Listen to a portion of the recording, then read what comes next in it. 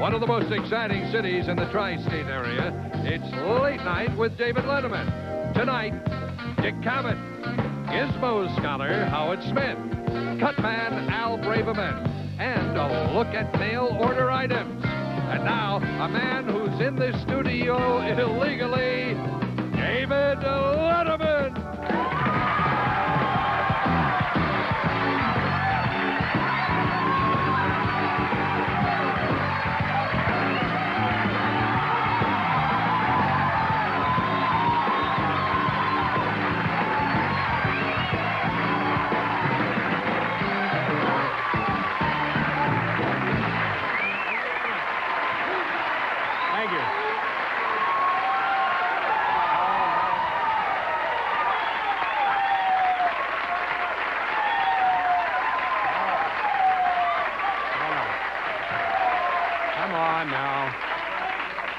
Someone's going to get hurt here if you're not careful. Good morning, welcome to the show. My name is David Letterman. What a beautiful day in New York City today, huh? It reminded me of the time I came up here on vacation. I was living in Orlando at the time, and boy, what a...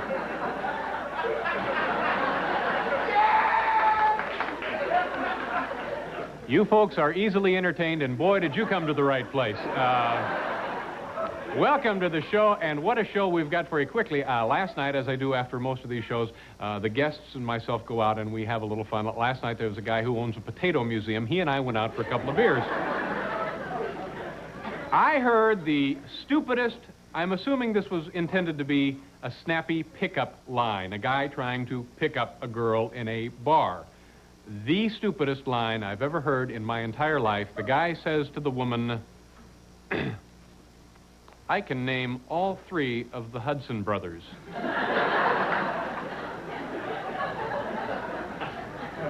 Before we continue, I have to tell you something. I have an artificial tooth that goes right in here. I have forgotten it, and it's thrown it's thrown my whole balance out of whack. Do you mind if I go get the tooth and the glue? This will take me 90 seconds tops, but we're going to have somebody stand in here for just a minute. Ma'am, you holding the tulip. Could you come down here? What is your name, ma'am?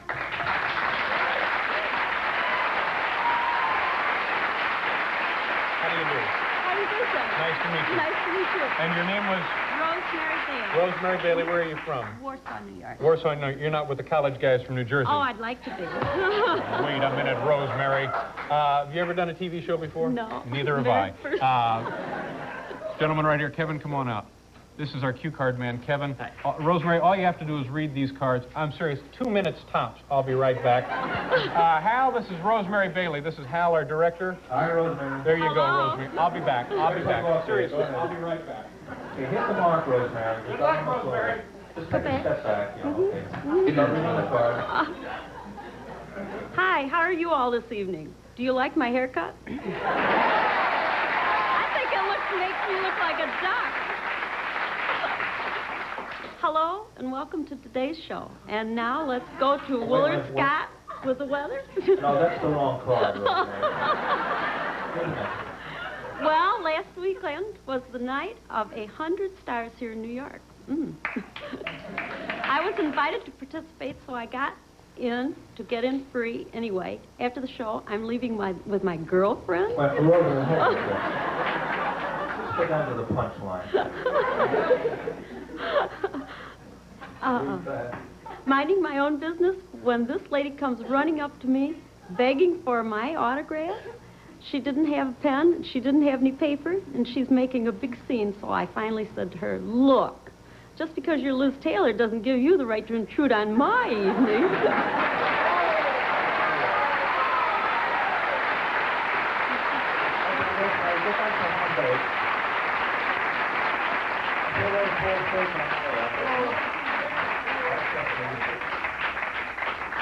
Go sit down at the desk.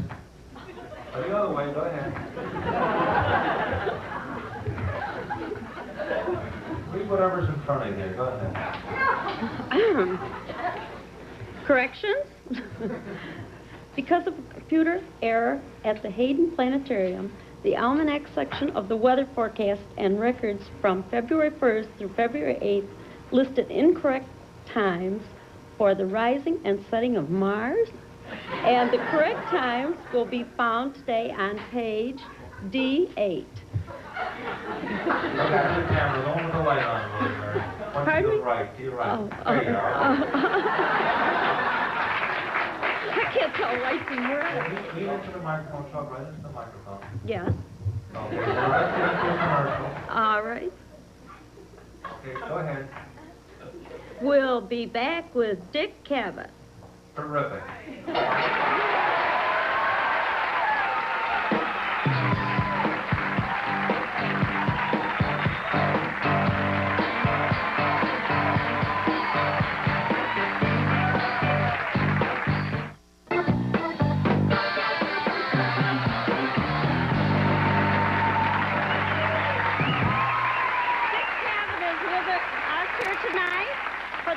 Year, 5 years, he's had his own interview show with public broadcasting. Would you welcome him, Dick Cavett?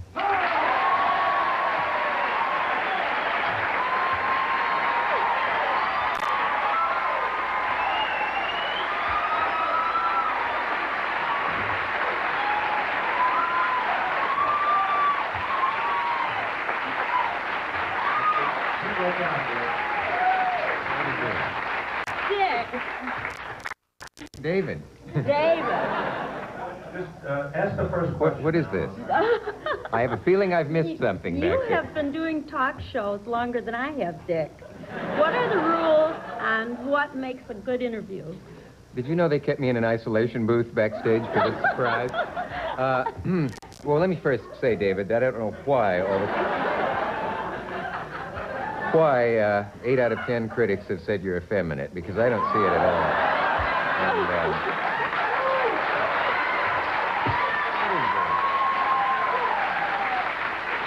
And I think it's admirable the way you've borne that. What was the question, please?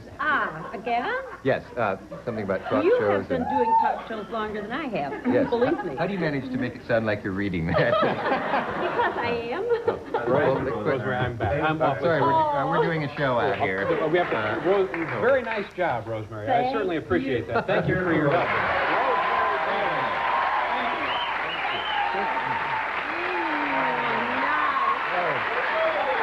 Tried to joke me.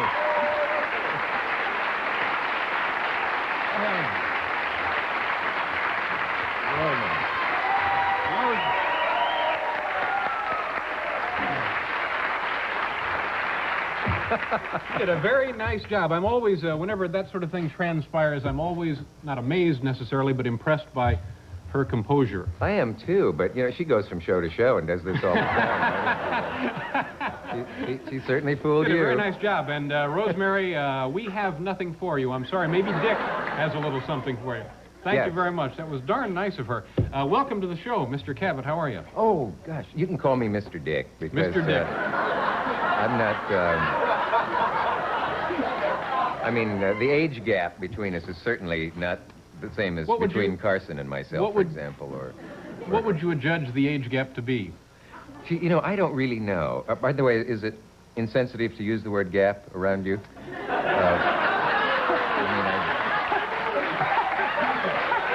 don't know, you know. Yeah, I'm sorry. We're almost out of time, Dick. Amazing how it flies, isn't it? No, you see, I don't know your... I realize I don't know your age. I know you're well over 20. Well, you know my weight, and that's all that really counts in the business that we're in. Yeah, I guessed it once at the state fair years ago. We go way back together. But you astounded me by telling me that you wrote me a letter one time. Long time ago. I had, when I was working at a local television station, I'm not sure how interesting this is to anyone out there or even to us as I tell it now, but... We can judge from the reaction. Yeah. I wrote you a letter inquiring as to how a guy like myself could get into big-time broadcasting, and you were kind enough to write back and say, you know, get a cab, pal. Yeah. No, it was actually a very nice letter, and that I was so impressed by that I now also try to do likewise when, although I don't get many letters like that. Did I send you the Dear David Letterman form letter? I think it was, yes. The serial number 08, it was what I got. Well, It scared me when you started to say it because I thought you were, of course, going to say, and you never answered, but of course I understand, and so on. But apparently I did. I'd love to look back through my files now and see if I could find that letter. I have it somewhere, but it's been shuffled around with other mementos and probably gone now. Really? Yeah. I saved all your letters.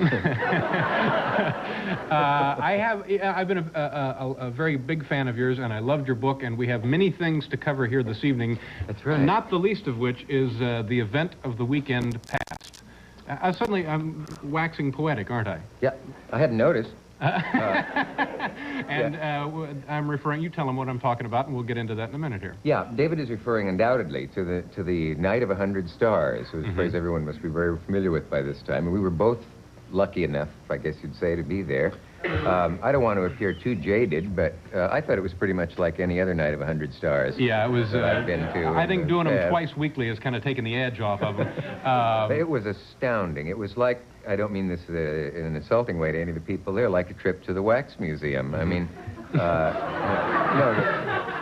I mean that because if you've been to Madame Tussauds, you know how incredibly lifelike and vigorous all the people look. And it was really fun. I did see something with my own eyes that was wonderful. Betty Davis was standing there with that wonderful way she can plant herself so you feel like two strong men couldn't lift her off the ground, and she's just standing there. And a lady approached from her right side and said, "Hello." And she turned and said, "Hello." And she said, "How are you?" And Miss Davis said, "I'm all right." And the lady said, "It's me." And Miss Davis said, "Yes?" "Liz." "Uh-huh." "Liz Taylor." And it was Liz Taylor. Right.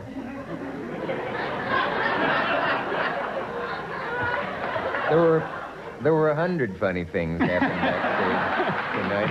And we'll get back to cover some more of those right after this.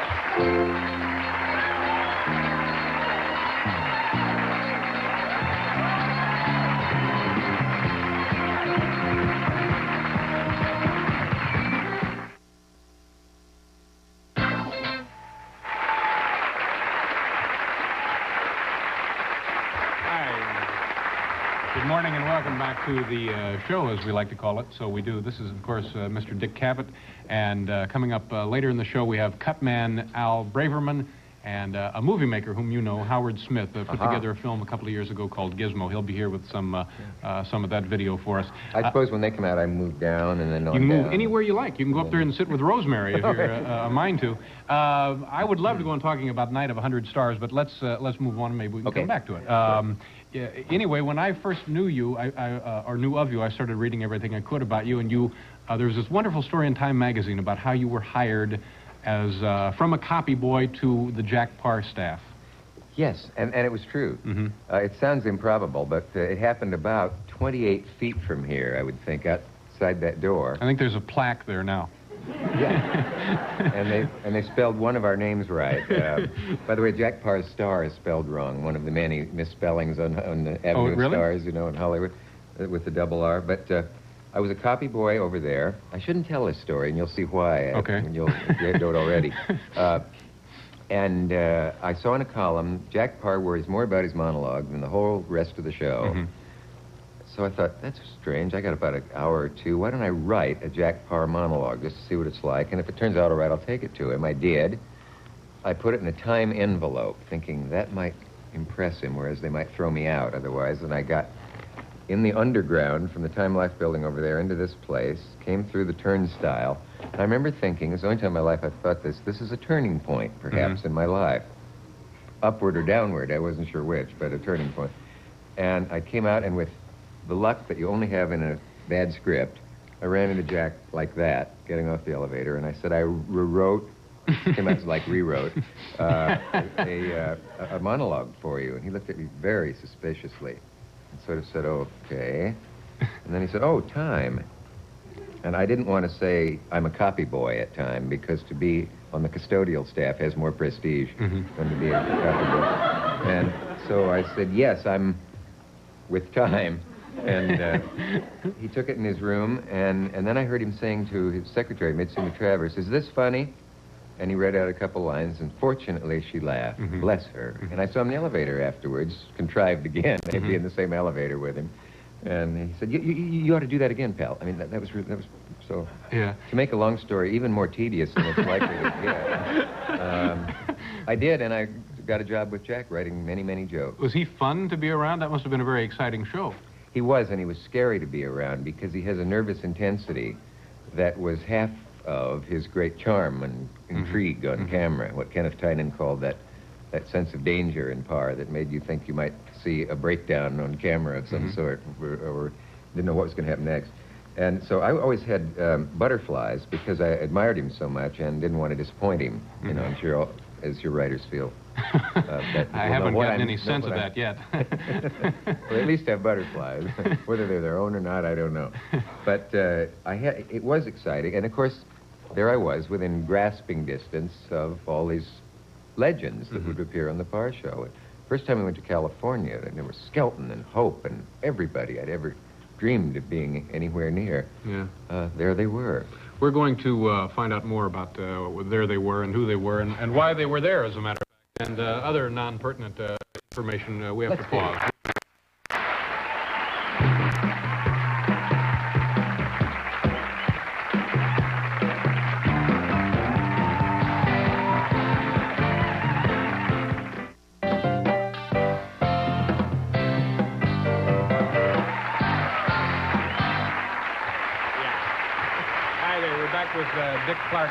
Dick Clark.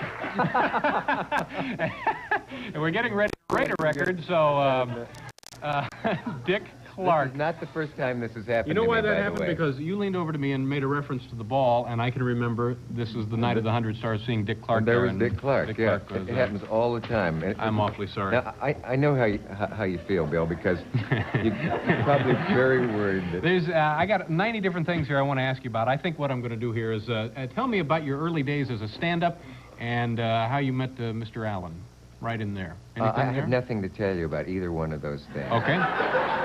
How did you vote in the last election? But seriously, now did you didn't have to go through that, did you? You didn't have to... Oh, I did, go yeah. to, I mean, in New York, in the Greenwich No, I did it in Village, Los Greenwich Angeles, Village yeah. and that kind of thing, where you went to the bitter end and then the village gate, and if between those two, they'd let you go on at the Candle House or whatever you do your thing there. But years ago, I went through that because I had seen Woody Allen go through it, and I thought that inspired me, and so I thought I'd go down and do that. And it was murder. I remember my first night at the bitter end. I can remember the sensation of sweat. I believe it's called flop sweat in our business, damming up over my eyebrows as I delivered what I thought was my comedy act. And occasionally it would, the surface tension would break and it would come down and there'd be a saline solution in my eye. And I went on. One lady found it very moving, she said afterwards, and somebody said, congratulate the young man who lectured. I have never forgotten that. People who don't know it, and there's no reason that they should know it, it is the worst embarrassment a human can suffer, I think. I know, if there were only a way around it, if only you could think, I'm going to go out there and hope I bomb, and try to see the humor in it. Yeah. Because what person in his right mind would force himself on a group of people into the most brightly lighted part of the room, drunks and usually, presume to amuse them, in their inebriated state. But I was very good at ad-libs. I loved that. I got into an ad-lib session with a lady went on for about 15 minutes one night at the Bonsoir, because they yell out things like you're not funny, right? Subtleties. And then I'd seen that happen to Noel Coward once, and he came right back with, up yours, Baldy. And, it was really... It's very nice. So I wrote that down. Yeah, kind of a capper there. I really appreciate you coming here tonight. It was a pleasure meeting and talking with you. Well, let me just say seriously that this is the most fun I've ever had on your show. Well, good. Dick Cavett, we have to pause here for station identification. Howard Smith from Gizmo and Cutman Al Braverman will be here.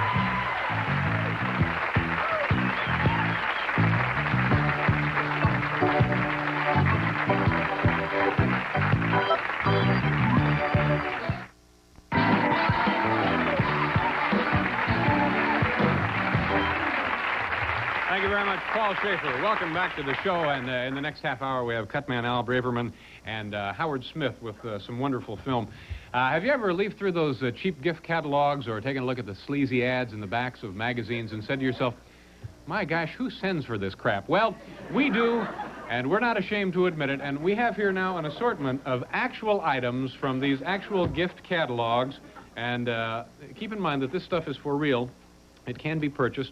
This first one from the ever-changing world of medicine. This is the Digitemp forehead thermometer. For people on the go who don't have the 3 minutes it takes to use a regular thermometer, and this is what you get right here. There you are, and you, like this. Now, is it lighting up? What do we got? 90, how much? 92, that's the temperature at which most doctors agree it's time to close the box. I think it's 92, yes. About time for my checkup. Now, this one is engraved chewing gum case. Keeps a pack of your favorite gum soft and fresh no matter how long you tote it. And we've had it engraved. There it is. This baby goes for $7. It's a good way to impress girls. Hey, baby, want some Beemans?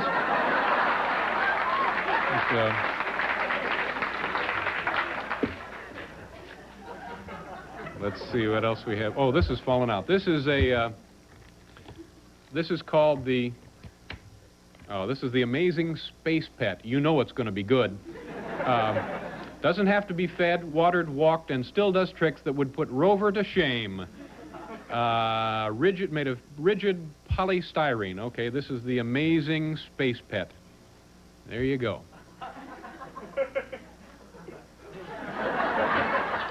Let's see, tap me and I will spin. Well, thank heavens it's rigid polystyrene, because this is the kind of thing you're going to wear out in a couple of days with hours of fun for the whole family. Apparently it magnifies. Well, that's something the family dog can't do. Okay, that's, oh, this one, I'm mad about this one. I'll be getting one. This is it's called the Little Facial Gym. Maybe you've seen your doctor use something similar. Are you willing to spend just 12 minutes a week to help erase eye puffiness, smile lines, saggy chin, and loose neck muscles? By golly, I know I am. This thing is $5, okay? And here, of course, the ad right there, and the little diagram answers the question, do you have to be smart to use it? No. Let's demonstrate this. Well, the hard part is getting, there you go. See? Like that, eh? Sure, you're laughing, but the Russians don't have one of these yet, so. We have one more here. Now, this one is, to me, a fine one. It's labeled here, just for kids. What this is, edible stationery. Read it and eat it. I've done that here a couple of nights already. Tastes delicious, amuse friends, and then it has the various flavors of this stuff. And, of course, it's just for kids. And, by the way, this is the kind of thing you want your kid doing, huh? Hungry, Billy? How about some index cards? Okay, here is the edible stationery.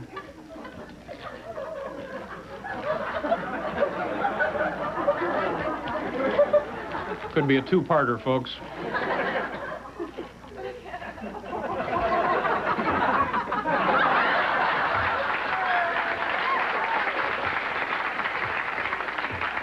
Here, well, this was a usual. Oh! High-quality bond. Now, I can eat this, right? Just eat it a little? Well, it's got this ink on it. I'll be dead in a couple of weeks.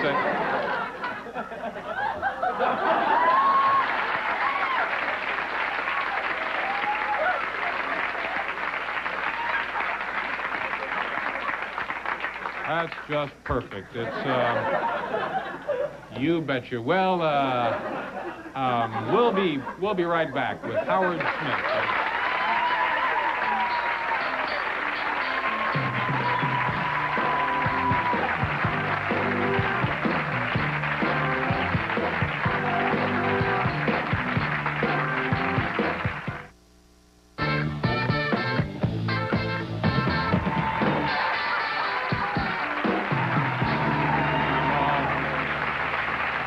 Welcome back to the show.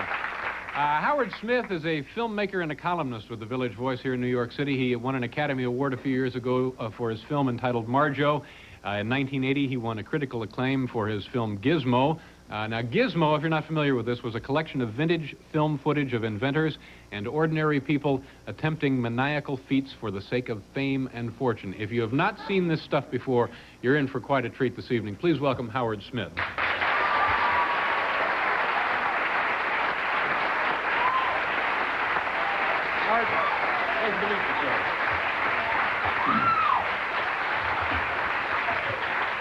The film Gizmo, 1980, I guess, is when it came out. Mm-hmm. And for people who have not heard of it, what was the premise of the movie?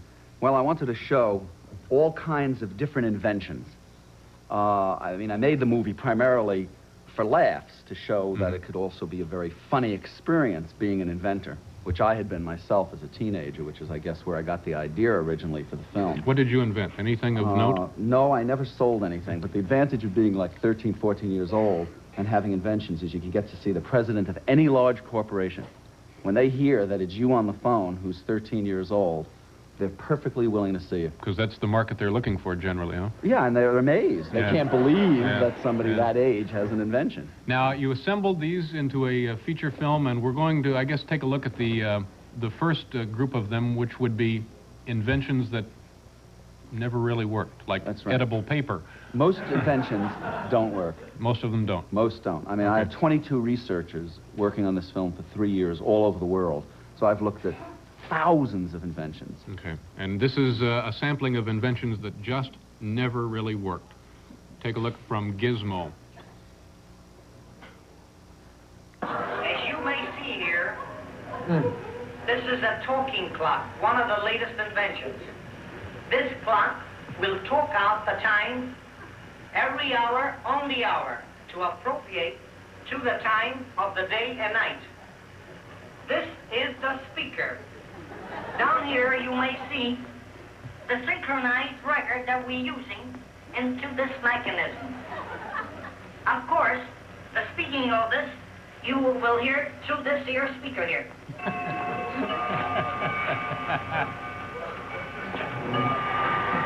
10 o'clock, Mother. Go to market.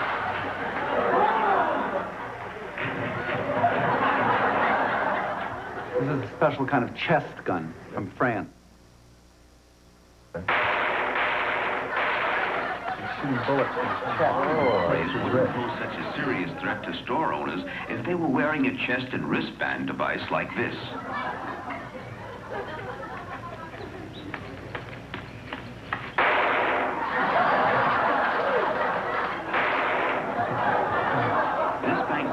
Money bag conceals blank cartridges and tear gas. A fine wire loop slips over the messenger's finger. When the wire is pulled, the bag locks automatically and sends gas through the holes.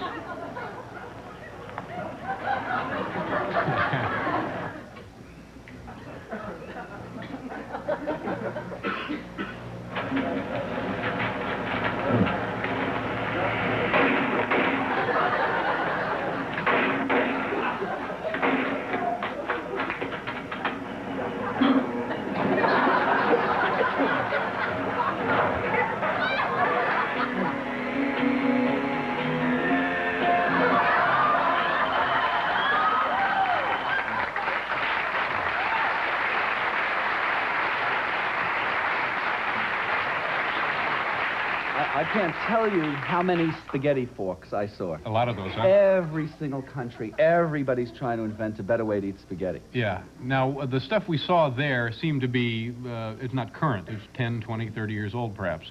Right. Are you under the impression that people are still doing this kind of thing, or was that a phase or a fad at one point to invent odd things and document it like that? Well, the world has gotten so technological today that it seems it's primarily being done by research and development sections of large corporations. The backyard inventor seems to have gone away somewhat, but not completely. I happen to think that's part of one of the problems, maybe, with the economy in general, the idea that it's lawyers and accountants running it rather than an entrepreneur inventor who's running things. All right, you have another section of the film. This deals essentially with people and things they do with their bodies. Yeah, it's a form of an invention. It's like reinventing the human body. Okay. And again, it's pretty much self-explanatory.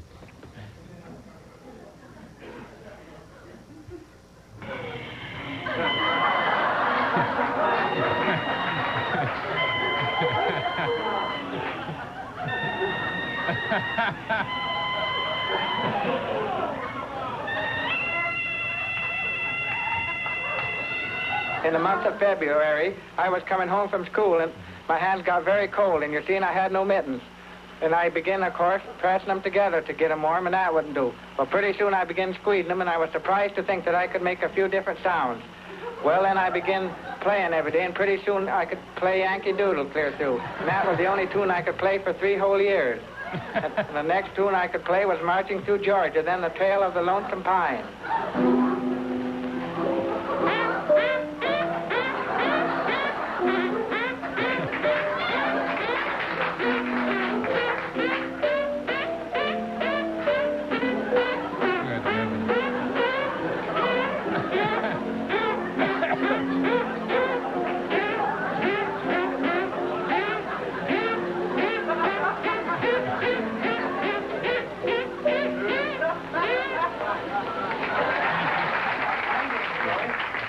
I was in my backyard entertaining a friend with my hands.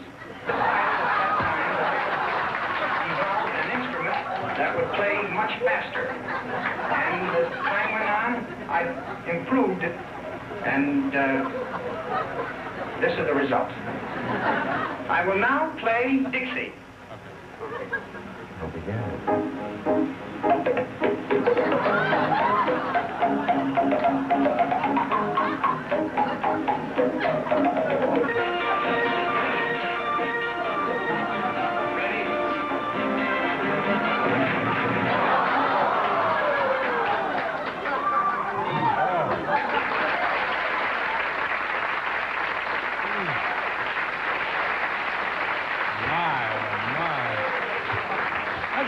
How'd you like to be on a long bus ride with this guy, huh? Yankee Doodle for 3 years. I saw footage of him that lasted a very long time. Did you ever meet any of these people in person? No, I didn't. No. Yeah, it's fascinating. We're going to pause here and then return to take a look at some more of the Gizmo.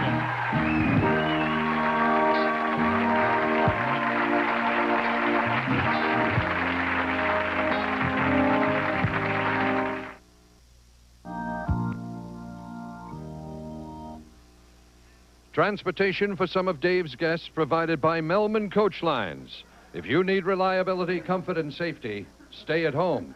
If you want to ride on a bus, ride Melman. Melman Coach Lines. We stop at most corners. Hi there. Welcome back to the show. Howard Smith is here, and we're looking at some footage from the film Gizmo. So the film is essentially an hour of the kind of thing we have seen. Did you... No, it's close to an hour and a half. Hour and a half? In assembling this stuff, do you ever come across any footage where... We saw the guy with the cannonball.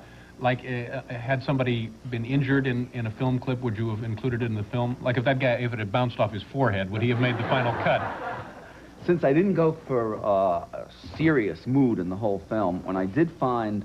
And there is plenty out there of people who were hurt, especially in the flying area. Plenty of footage of people who went up in a plane. You see them fall right out of the plane. In the early days of flying, everybody thought it would be very easy, especially if you made yourself look like a bird. Yeah. People felt you could go off anything and you'd fly, and they died. So I tended to leave that out. Yeah, that's... I found through having many screenings while I was editing the movie in front of live audiences that there wouldn't be any laughter in the theater for about 15 or 20 minutes after someone died. Yeah, that takes the fun out of it, I guess. It's interesting to me that these people are serious enough about what they do to go to the trouble to have it documented. Did you have any trouble sorting out the fakes from the real guys? No, after a while, since I looked at thousands of pieces of it, I could pretty well tell that. But there's something about the way all these people presented themselves that's fascinating. Because after working for 2 or 3 years, let's say in a garage, using all the money they and their families have, they would then be ready to present this to the world.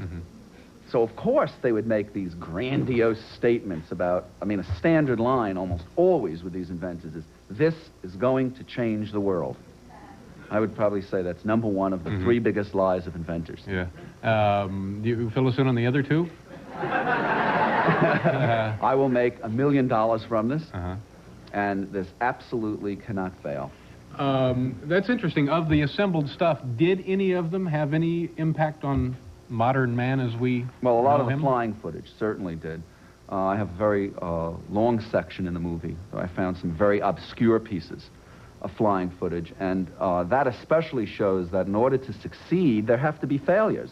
There have to be all of those trials and tests and people, you know, not being able to quite do it, and then other people learn from that step. Although there are some people that are just hopeless failures. You know, if they invented a way, to make men's pants that would never wear out, men would start wearing dresses the next day. I mean, there's just no way they're going to succeed. So the smart guys kind of sit back for a couple of decades, let the jerks do all the dirty work, and then they take notes on what works and put it together, and they get the credit. Something like that. You mentioned man's quest to fly, and we have that now here. This is a segment from the film dealing with early attempts, I guess early, huh, at flight?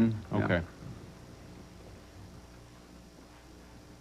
The laws by which these wings are manipulated are the old laws of Greek cosmic motion, which I have rediscovered. And it is my strong conviction that by utilizing these inner universal forces, we shall all be able to fly like the birds. And I am now starting a school to train the children to develop these powers while they are young. Now, Max, come over and put this in here. All right, I get it. And get back and tight up. That's right. Not too tight. No. Not too tight. Go ahead. Oh, it's back there? Yes. That's it. Tight now. Okay. Fine. Now we're off. You ought to wait till the wind catches. All right, go. Come on.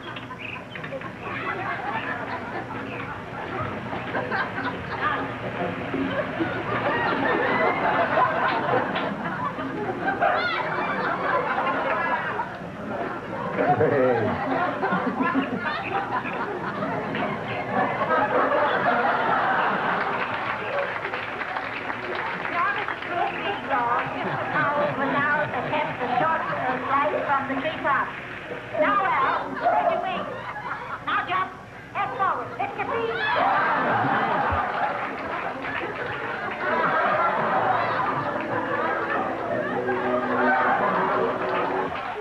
And here I am. You can look this device over.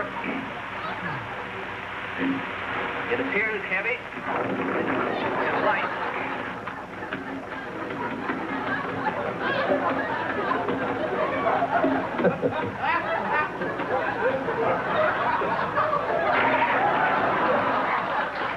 This is the first American rocket airplane flight. It is being staged to demonstrate the practicability and feasibility of transporting mail and other merchandise by rocket airplanes. This particular plane will take off from Greenwood Lake, New York to Jewett, New Jersey, and will carry 6,127 pieces of mail.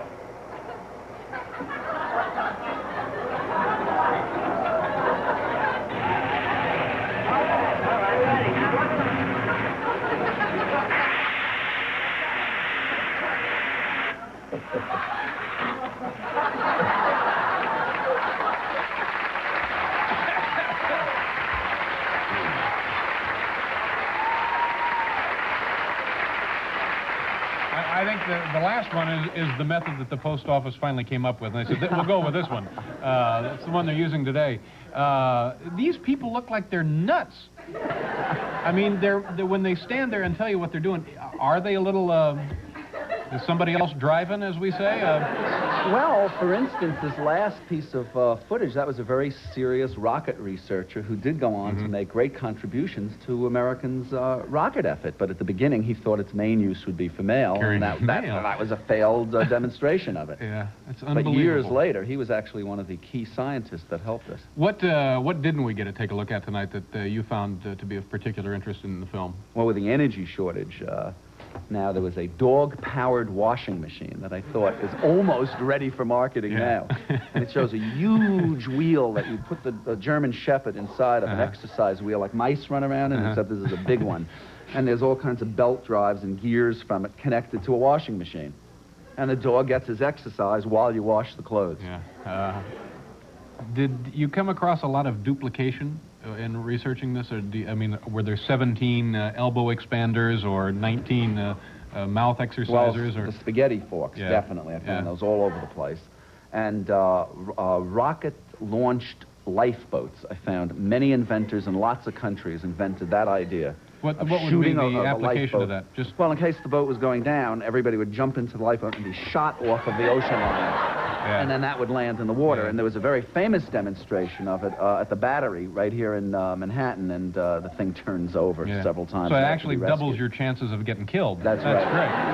A wonderful idea. Howard Smith, a wonderful film. It's called Gizmo. Thank you very much, Howard. Okay. We have to call. We'll be right back. Thank you, sir.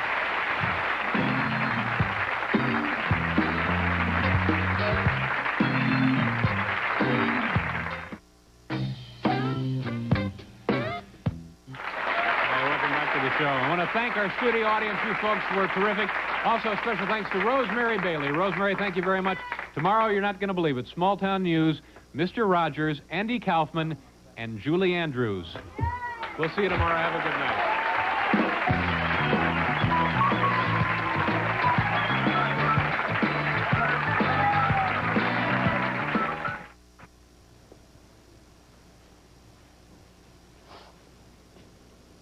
This has been a Mel Noir production.